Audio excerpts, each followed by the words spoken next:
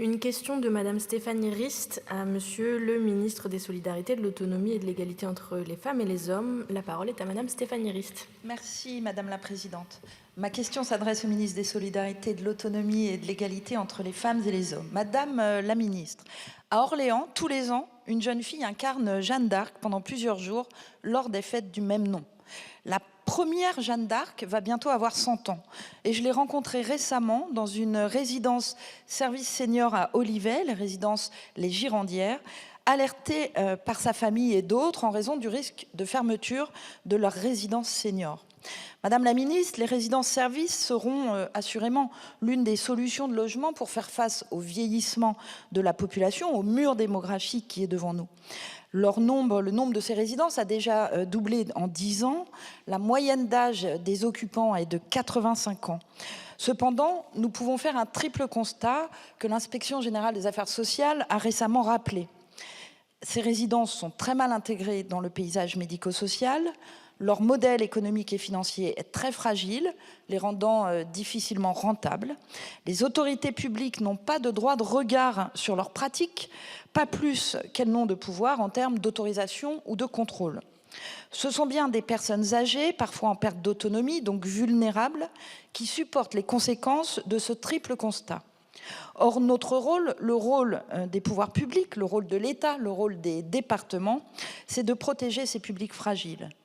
Pouvez-vous donc nous indiquer les actions que vous pourriez mettre en œuvre pour réduire l'exposition des personnes âgées vulnérables aux aléas économiques que connaissent ces sociétés exploitant les résidences-services?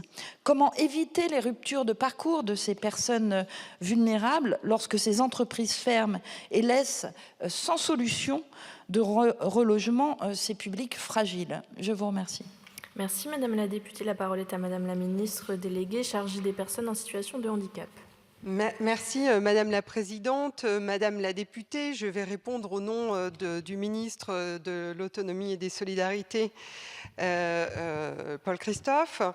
À votre question, le gouvernement est attentif aux difficultés rencontrées par le groupe Rési d'études seniors et à leurs conséquences sur les personnes âgées qui y résident ainsi que les salariés de ce groupe.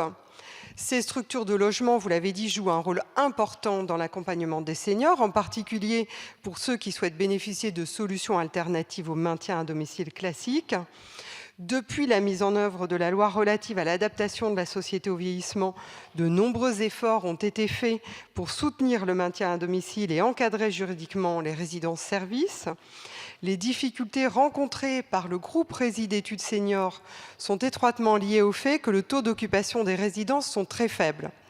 Ces groupes font l'objet d'une surveillance étroite de la part de l'État pour obtenir une compréhension approfondie de leur organisation juridique et de leur situation financière. Ce suivi au niveau national et en coordination avec les autorités locales compétentes a pour objet de garantir la continuité des activités des établissements en difficulté et de veiller à la sécurité et à la qualité des prises en charge. Par ailleurs, des échanges sont également menés avec les administrateurs judiciaires.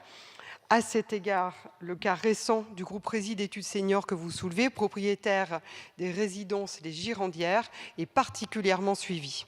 Le tribunal de commerce de Paris a validé plusieurs offres de reprise le 4 novembre dernier, dont les détails des reprises de sites dépendront des décisions attendues ce jour.